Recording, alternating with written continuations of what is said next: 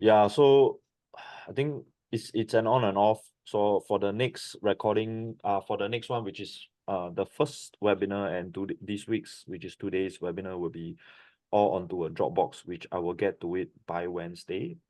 So today we will commence the second session of the webinar. Not as much turnout as we have, but we'll just continue to fight on and create value in this kind of this service, so that in future more people will be more interested in it. So right now I'm gonna share my screen with you guys to the slides again. So this is pretty much where we left off lah. Just a sec. Okay, so this is pretty much where we left off. We had a lot of elaborations about the hip behavior and what is hip internal rotation and what is hip external rotation. I gave us a little bit of an idea of how ideally where we should be. We want to be in a position for the hip whereby we are not too externally rotated, because if we are too externally rotated, right, when we produce force, we ultimately want to give me a sec. Let me just pin myself. So we ultimately want to uh, go into internal rotation when we drive. So when we go into internal rotation, we can see that the knees will cave in a little bit. So the margin of how much we cave in, right? Caving in is normal, caving in is okay, but we cannot let it have too much caving in, because the too much caving in, right, will result in the most simplest term, you are wasting a lot of efforts trying to get into a better position. And as you get into a better position, you might throw the rest of your position in terms of, say, our upper body off, right? So that was what was talked about in the last webinar. So in the last webinar, I received some feedback mentioning that the content is a little bit too complex. So what I do today, right, is the slides that I prepared today is to allow and help lifters, or you guys who are listening, get a much more clearer understanding of how do we position ourselves. But the information that you have received last week, which is all about what exactly are we trying to do in powerlifting, especially for sumo deadlift and conventional, is to try and set ourselves in a position where we can settle our hips properly. So more or less, most of us will be more in an externally rotated position. Then we drive to go into the internally rotated position. Okay, so I shall not continue on this because people will start just be very confused again.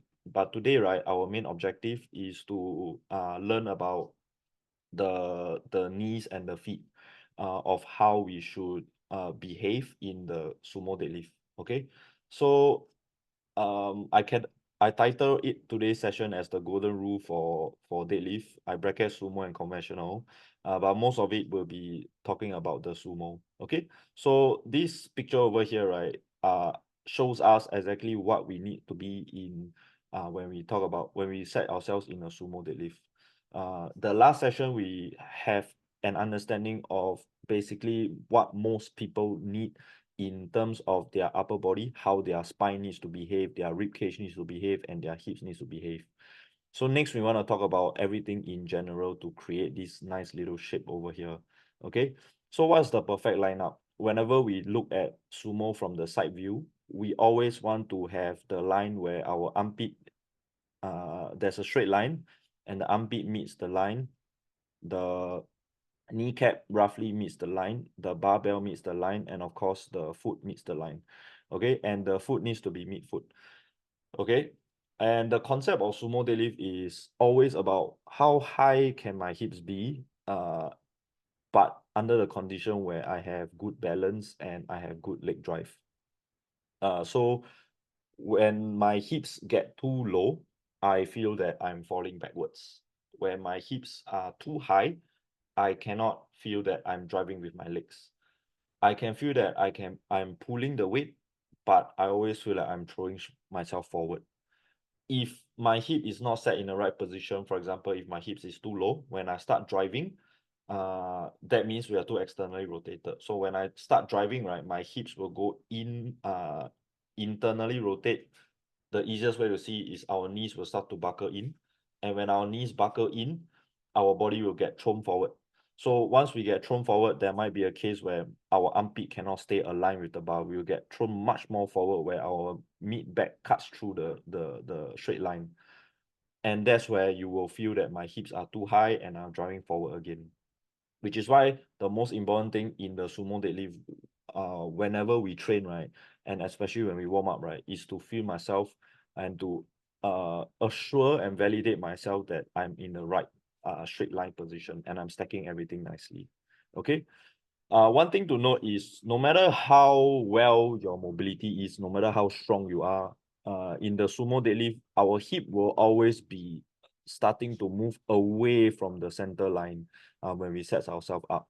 So dependent on how each person's advantages, meaning how strong their hips are or how strong their quads are, the hip positioning changes. So some people might display that they are more forward lean will help them more forward lean, hips further away from the center line, which is the bar. They are stronger. If the hips are too close, they are weaker. So it's exactly like how this picture is lah. So right now, right, the hips is very close to the bar. Doesn't mean that I'm very strong. This is a much stronger position because I can acquire that leg drive. So the next point is we have to try our best to keep our spine neutral, but we know that for some people, in order to get into their best, more optimal, more ideal leverages, right, our spine can go into a slight flexion. But the rule of thumb is the outcome has to be the same lah. You have to lock out your shoulders well so that when you go into comp, you don't bomb out. So we can elaborate about the spine in future webinar series. I have the best person to use as case study, which is Surly in this call today, but we'll talk about that in the future. But we are looking at a scenario where we have generally a pretty neutral spine. We want our hips to be slightly behind so that we can line that triangle up. So the triangle is basically the hip connecting to the armpit, connecting to the knee. Okay, so once we have found ourselves in this position, right, the way we approach this sumo deadlift technique, right, is we try and shape ourselves in the right manner first, then we slowly calibrate. But what our ultimate outcome and the goal for the sumo deadlift? It is to find our strongest position.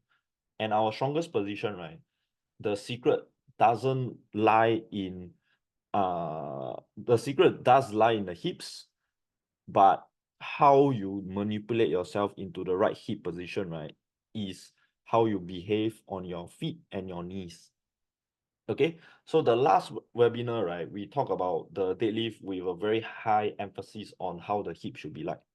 Then most people will relate, okay, I'm gonna go back and try my deadlift out and I'm gonna put focus on my hips. So when I pull, then I think about where my hips are, then I drive, then I feel a bit off. So if you watch today's video, right, then you will understand, okay, what we learned is this hip behavior from our visuals, what we see, it means that it's in the right position. But what we feel, how we engage ourselves into the movement, it's all about the feet and the knees. Okay, so we go into the next one. All right, so we talk about the feet first.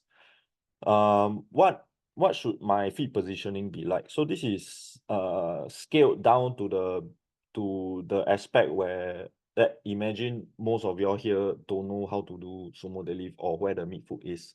Most of us here has already know how the drive should be like, where the midfoot should be like, but we continue to put some emphasis onto it so that you can clearly know how you should position yourself in terms of the foot. So of course, this is one side of the foot. One side of the foot should follow the other side of the foot, right? But the main concept is we want it to be on the most left side of the picture. Okay. Back then when I was doing the Technique Matters videos, we did put quite a bit of emphasis about the triangle tripod foot kind of behavior, which many people have talked about. So the most important thing, right, is we always will have our heel and our foot in contact, but we do not want our foot contact, right, which is 3 point. First one is the heels. Most everyone will settle themselves on the heels. The second one is where my cursor is, which is where the midfoot should be like. Most of us will actually be establishing their midfoot further forward, which is where my tan line is basically. So my tan line is cut through here, right? And most people will think, hey, this is the midfoot, but actually it's not. You should look at the whole foot.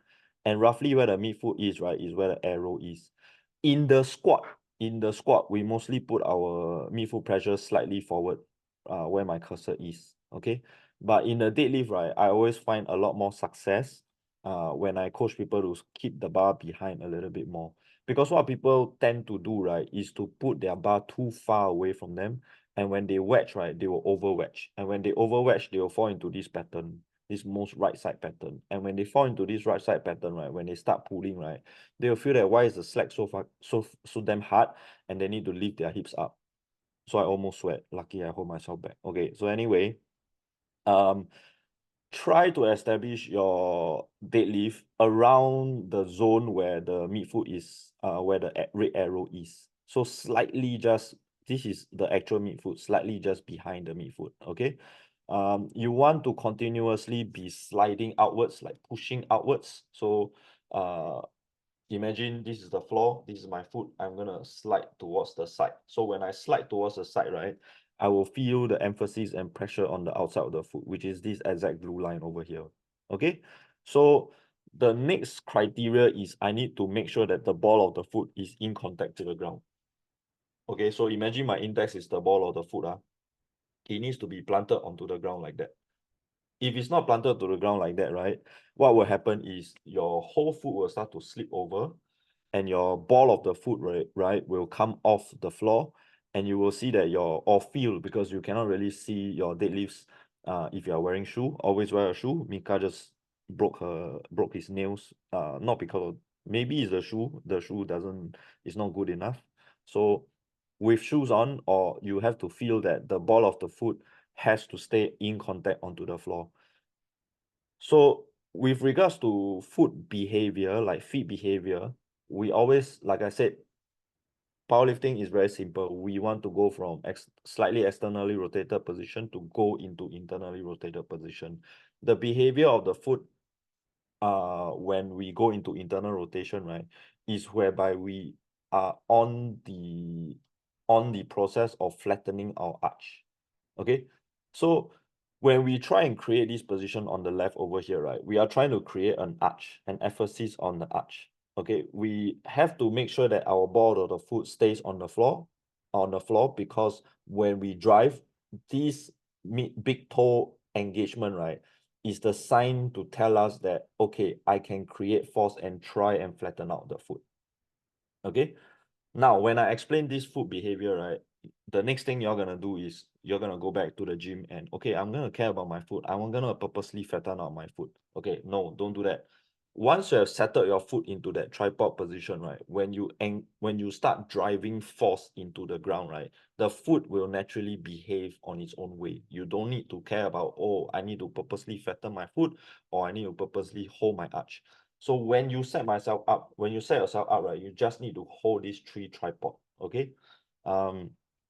If we look at the second picture over here, right, this is one of the mistakes that I have made when I was younger, especially for sumo deadlift.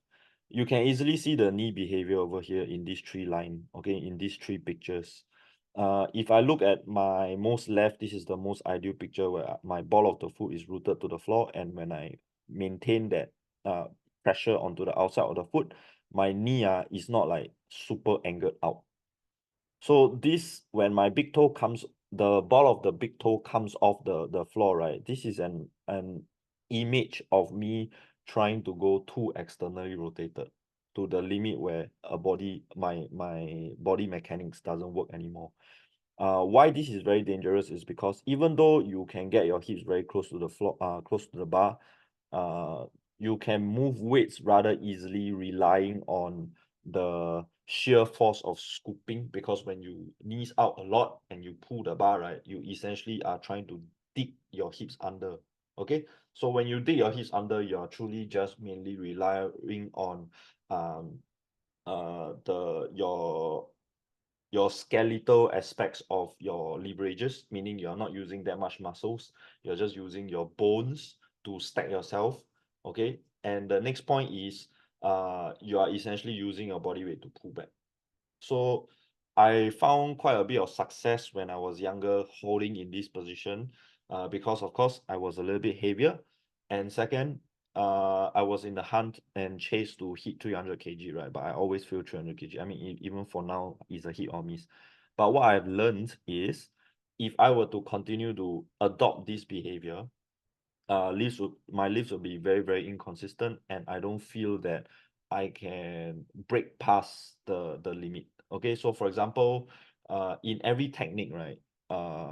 Whatever information that I shared today, what the the technique, right? It's all personalized. Everybody will have their own positioning, which makes them feel the strongest. But all these things that we are talking about helps you establish the main baseline that you need to hit. Then after that, the exploration have to continue on your own. But what I explored is when I continue to stay in this position, right, it will never allow me to break past the 270, 280 mark. So once I'm able to feel that the big toe is onto the floor, the foot pressure is right, then I can get past that 280 mark. Okay, so let's put some thoughts and ideas about the last picture over here. So this is what happens when people just started out sumo deadlifting. They assume that everything is all pointed outwards as compared to the conventional. So what they will do is they will point their toes out a lot. So when they point their toes out a lot, it may seem that they are able to open their hips a little bit more, and they feel that their hips are really, really tight. Okay, if your hips are very tight when you're setting yourself up in a sumo, right, it's because you are not putting emphasis on your foot and your knees.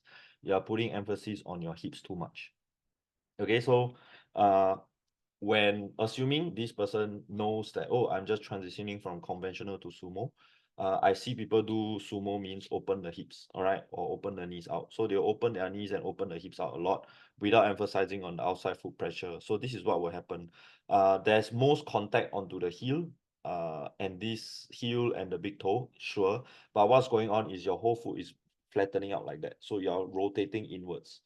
So you're already losing out that foot arch, which means you are putting yourself in a lot of internal rotation. Okay.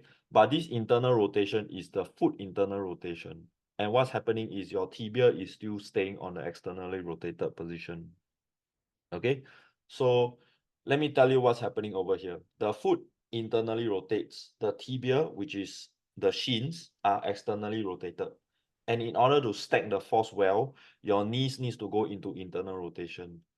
So one go in, tibia go out. So what's happening when you pull? It's just trying to break your patella, right?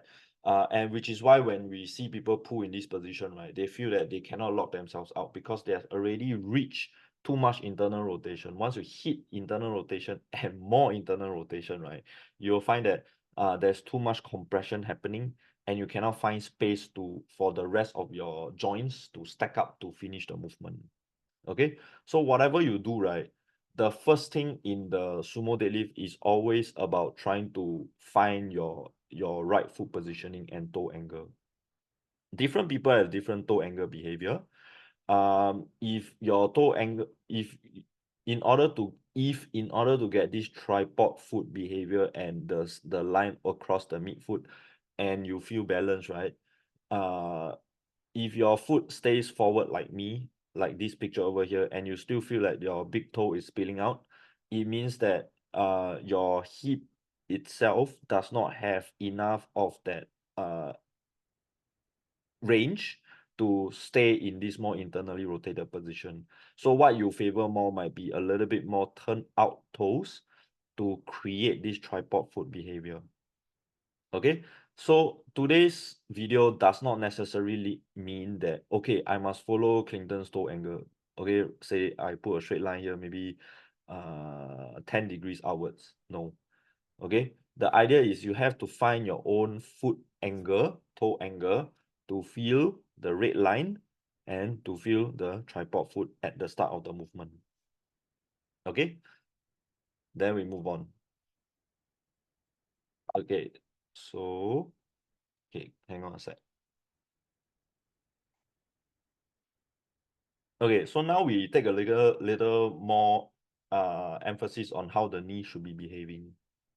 Okay, so first of all, what we are discussing here, right, is when we are wedged in. Of course, these pictures, right, does not validate because there's no bar and my hand is like almost like a rack pull position. But just assume that I am holding a bar in a competition plate ready position, and when I wedged in, when I wedged in a position where I'm about to pull, the knees, right, should be stacked right under the midfoot.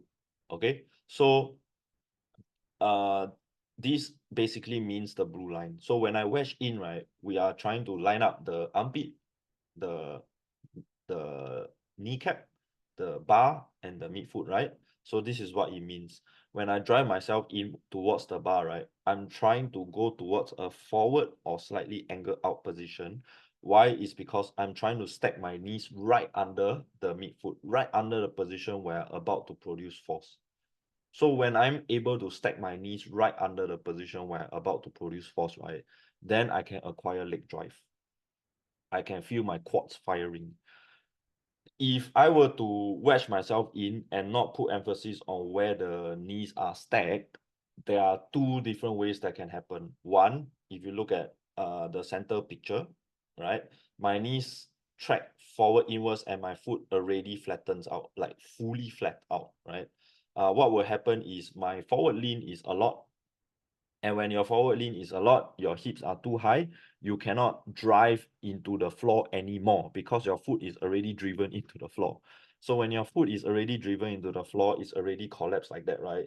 There's no way for you to drive with your legs except for using your back, using your hips, using your glute max to try and squeeze the lift up. So when that happens already, right, this is exactly almost a 90% relatable wide stance RDL. So if you are trying to do a sumo deadlift like a RDL, sure, you can execute it like that. But of course, it's not very efficient. If I were to drive my knees out all the way out when I wedge myself in, we just ignore the foot first. But the foot always go in relation with the knees, which is why the knees and the foot are the most important thing in a sumo.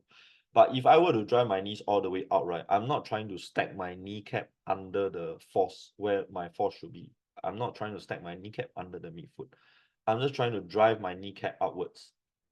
So when I drive my kneecap outwards, right, what's gonna happen is the force of external rotation is so much that my big toe will come off, the big toe will come off the floor. And when that happens, right, some of the weights will still lift off the ground. But once it hit a certain range, right, of intensity, you will never be able to lift the weight up because your hip flexors will hurt like mad. Whenever you face hip flexor problem, is always about the big toe. If the big toe is not rooted to the floor, most likely your hips will be painful, very, very painful. If not, you'll be a little bit more specific about your hip behavior at the start or by nature. Okay, so dependent on many different people's body leverages, to keep it the most simplest way, right, our toes, right, only got 5 unless you got 6. Some people got 6, but if you got 7 to 8 toes, I don't know what to say. But most people, let's say we got 5 toes. All right. Um, for for me, right, I explored trying to wedge in all different toes. Okay, so there's the biggest toe, there's the second, third, fourth, fifth, right? So I try to wedge in onto the biggest toe, and I find that I am too much. My feet flatten out too much, and I cannot lift my weight up too much. I cannot feel myself acquiring the leg drive properly. Then I start to try out with my second toe. The second toe is pretty much okay, then the third toe. And I find that for myself, the best position to stack my knees under, right, is to drive towards the fourth toe. And when I drive towards the fourth toe, right, it is not a feel, and I can, if I drive onto my fourth toe and I can feel that there is force produced and my knees are are stacked under the midfoot, it means that my hips are still staying in a balance where I'm from external rotated position going into internal rotated position. Basically, I feel good. Okay, so the rule of thumb is when you are wedging yourself in, right, you have to calibrate your knees accordingly. which we can talk about the knee stacking, big toe, second toe, third toe, fourth toe. Nobody stack into the fifth toe. If you stack into the fifth toe, it's pretty much the last one. But if you are able to drive yourself into the different toe angles, I can show you the relationship with the torso angle as well. But rule of thumb is when I drive my knees into the different toe angle, like toes, right? You will change the angle.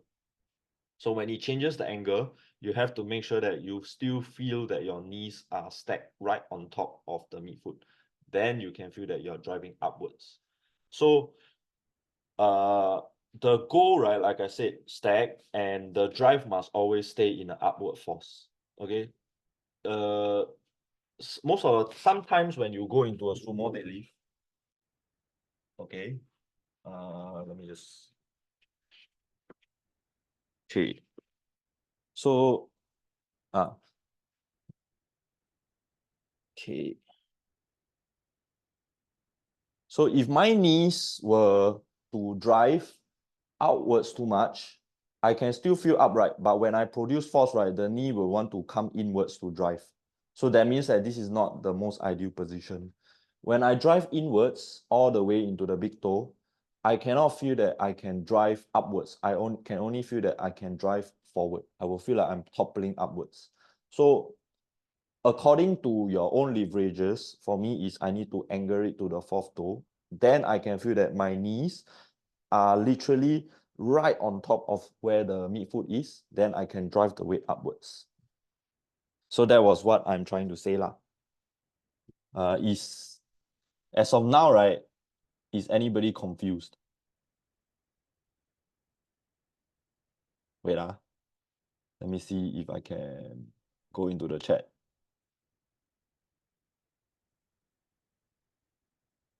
Can understand. Okay, all good. All right. Okay, this group of people are very smart. Okay, so now we go back. Okay, so next time when we go into when you try out your sumo deadlift, right? Not for those going for MAP nationals, Hisham, don't go and try, but you can go and what you can do, right, is you can elaborate a little bit more about this information to your sumo deadlifters clients, and what you will help them a lot, right, is they can get a better positioning just by moving the knees. Okay, so next.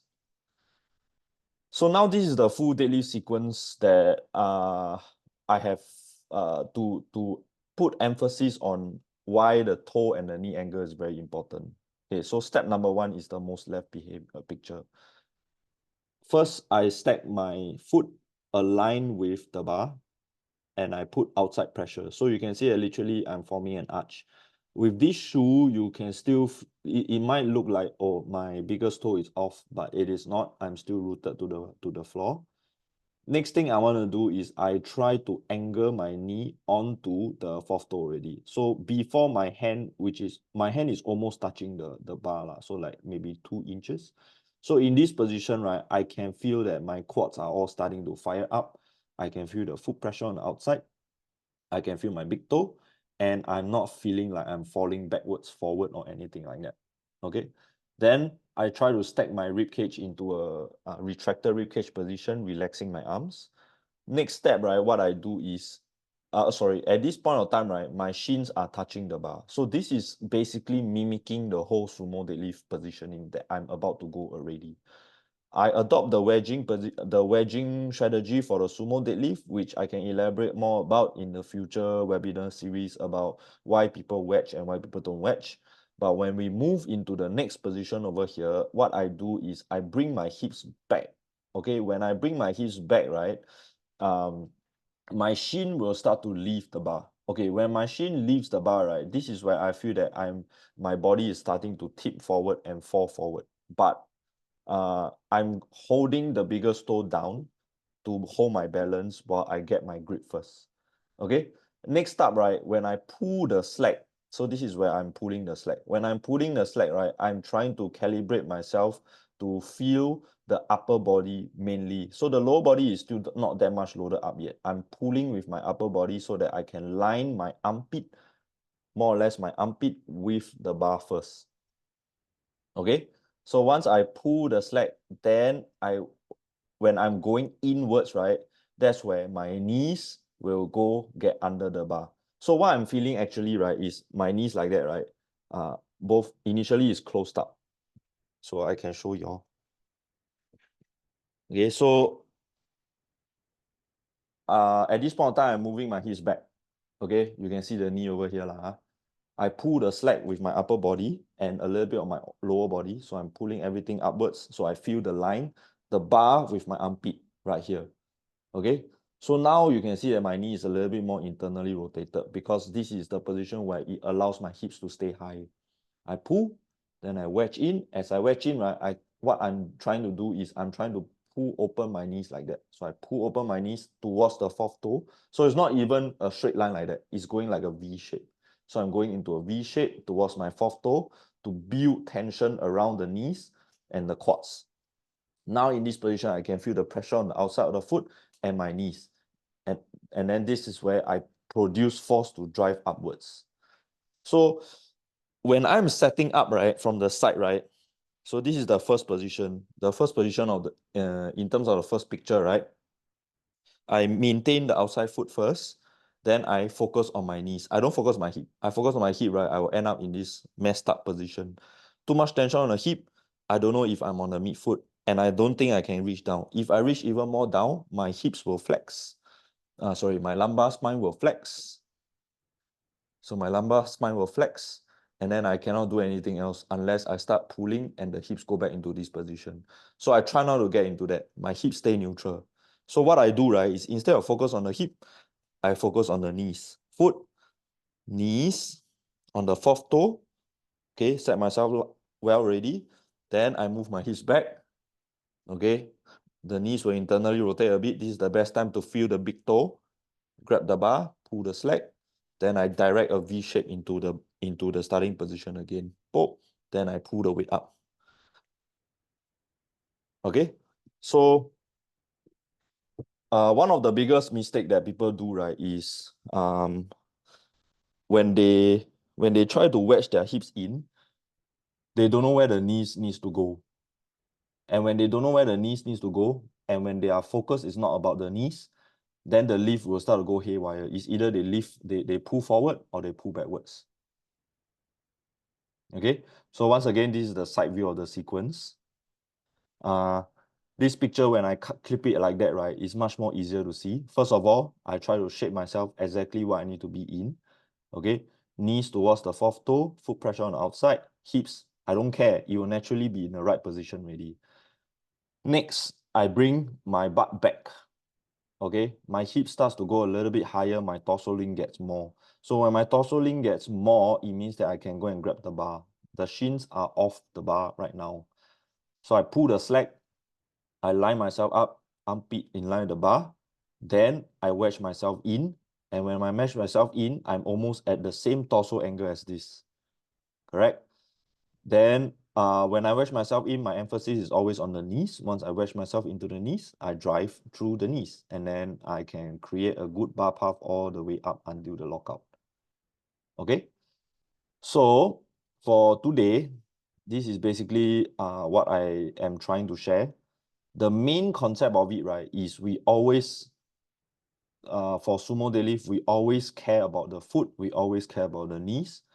If we care about our foot, care about our knees, under the condition of our spine being relatively neutral, then our hips will follow into the natural strongest position. If you think about the hips first during your setup, then everything will start to go haywire. All good?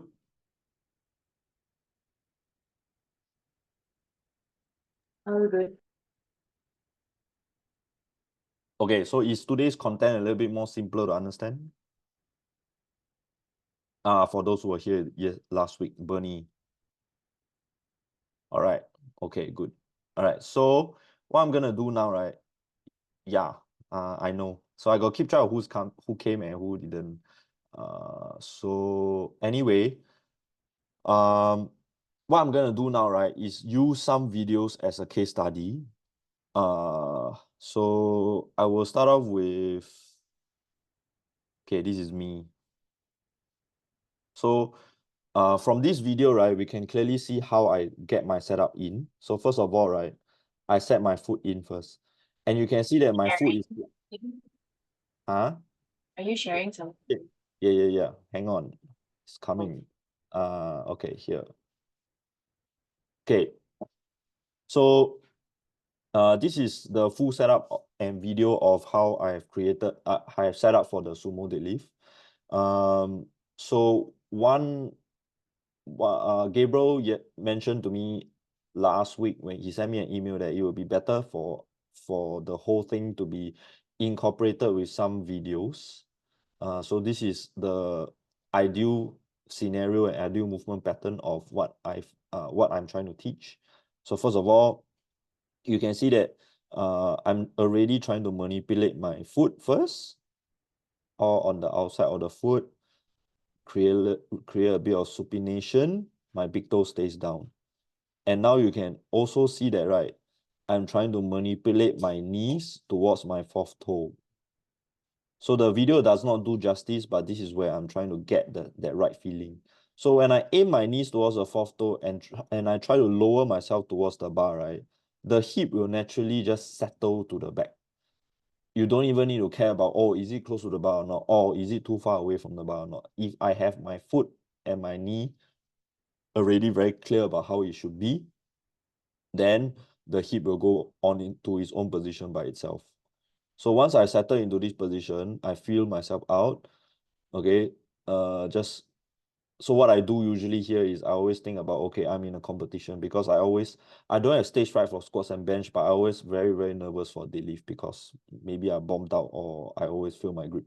But anyway, the next thing I want to do, right, is to bring myself behind. So the reason why I bring myself behind, I bring my hips behind, even my big toe is almost coming off the floor, but I need to plant it down, is so that I have space for me to reach the bar without rounding my back. If I round my back to grip the bar, right, then my whole setup of the lower body is gone already. So in order to make sure that my whole lower body setup and my pelvic is in the right position, I have to make space. I have to bring my butt behind. I bring my butt behind, then I can hinge more. I can hinge more, then I can go and set my grip. So here I set my grip, my straps. Okay, so I'm trying to pull the bar a little bit to get that slack in. Feel the armpit in line with the bar. Okay, then what I do next is I usually will lift up the hips a little bit. So what this does, right, is basically just to let go all the tension on my hips first. Then as I wedge in, I'm trying to create that V shape. I'm pushing and I'm directing my knees into the direction of my fourth toe. So once I reach here already, right, I just drive myself upwards. Then you can see that knee position going up. Okay, now, so what's happening, right, is when I drive my knees onto the fourth toe, this is the starting position. But once I start pulling, right, you can see that the knees subtly go into internal rotation. It goes inwards a little bit. So that's the sign where my femur is going into internal rotation. So I'm jamming my femur into internal rotation to the hip. Then my hip can stay stable. Then I can produce force. Then the weight can come up without my spine rounding or anything like that. So this is what I'm trying to say. If I set myself up 2 knees out, right, when I produce force, right, my knee will have to turn inwards a lot. When my knee turn inwards a lot, it will throw the rest of your positioning off. My torso off, my hips off, and my shoulders off. So if I'm able to set up very close to the position where my knee turns in a little bit, right, that's the best. If I can minimize the knees turning in, that will be the best case scenario. So it means that I'm finding a position where I can set myself in comfortably.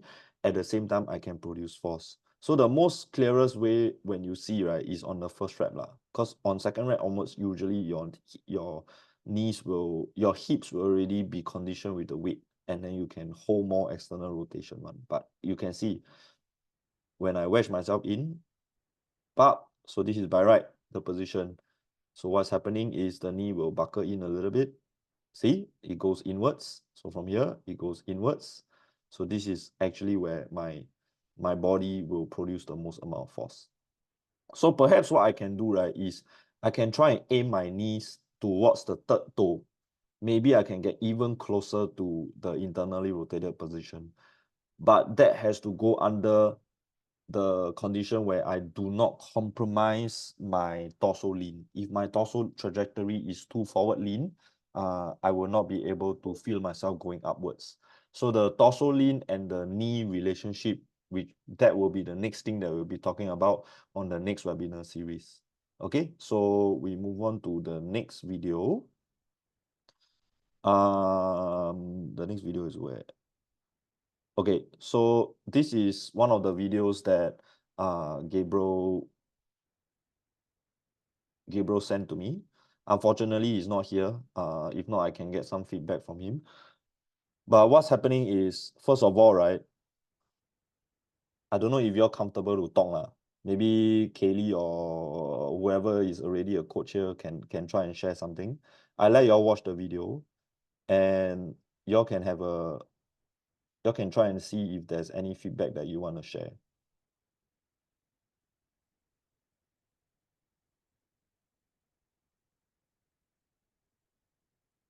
Okay. So what do you think can be improved? Anybody out there? They pointed Say again. the tripod foot. Mm. So on the first get-go, right, you can already see that the foot is a little bit weird, right? Yeah, so what's happening right here, right, is my opinion is I feel that if your toes are too pointed out like that, when you start driving, right, you won't be able to feel the outside of the foot. The outside of the foot is pretty much right here where my cursor is. This thing is a little bit annoying. Yeah, can move on. Okay, so when you drive, right, you should feel that you're driving onto this outside of the foot over here. When your toe angle is angled in this manner, you'll most probably be feeling a lot of pressure sliding into the toe box. When you're sliding your foot towards the toe box, right, your toes, right, are so flexible. Whenever you drive, right, your toes will start to crunch. You crunch like that, and then your dear toes are like hanging on their dear life to hold into this position. So there's a lot of leak of power happening there. And this is what happens when you create a lockout, right? You feel that it's a little bit unstable to hold at that top position, especially when it goes heavyweight. So this means that you are too externally rotated. You need to try and internally rotate and supinate your foot a little bit more. So now your toe is like that. You have to turn your foot inwards a little bit and create that tripod foot behavior. Okay, so of course, at this angle, right, it is much harder to see the knees.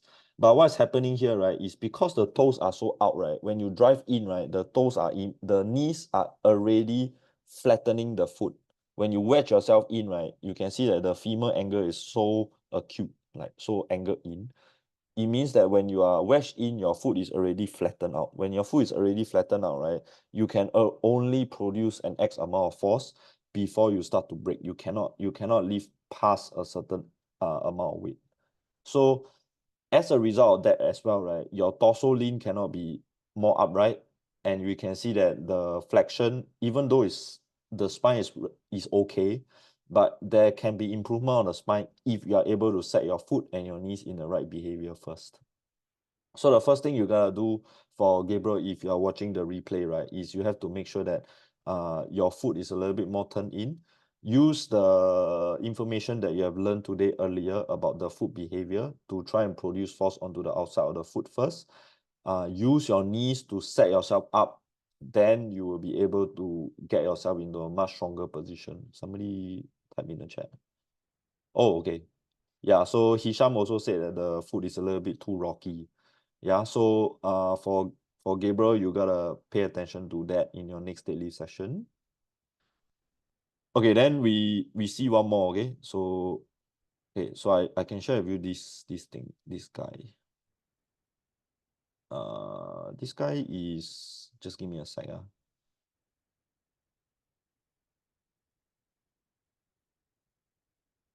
Okay, I can share with you this. Okay. All right. So this is one of my clients, Jeff.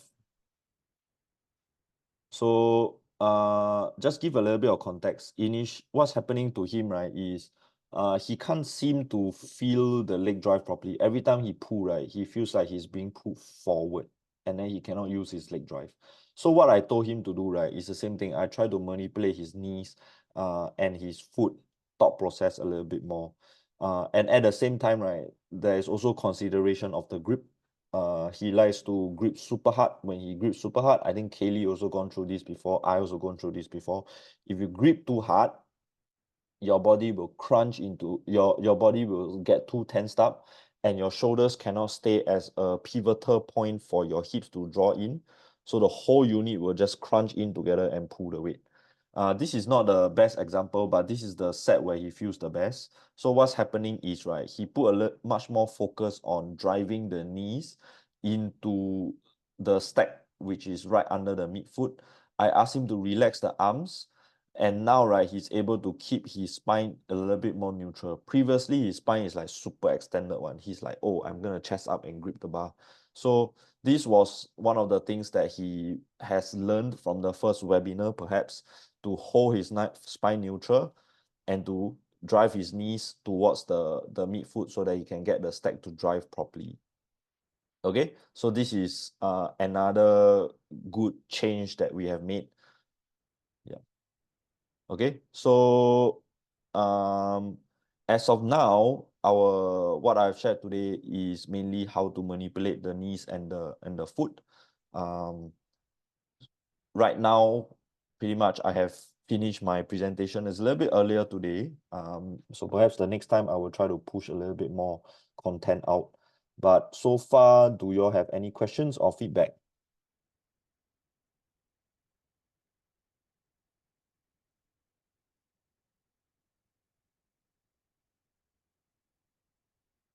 No questions?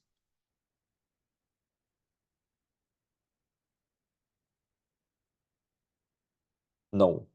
Okay. So all good. Okay. So with that having said, maybe you can also, okay.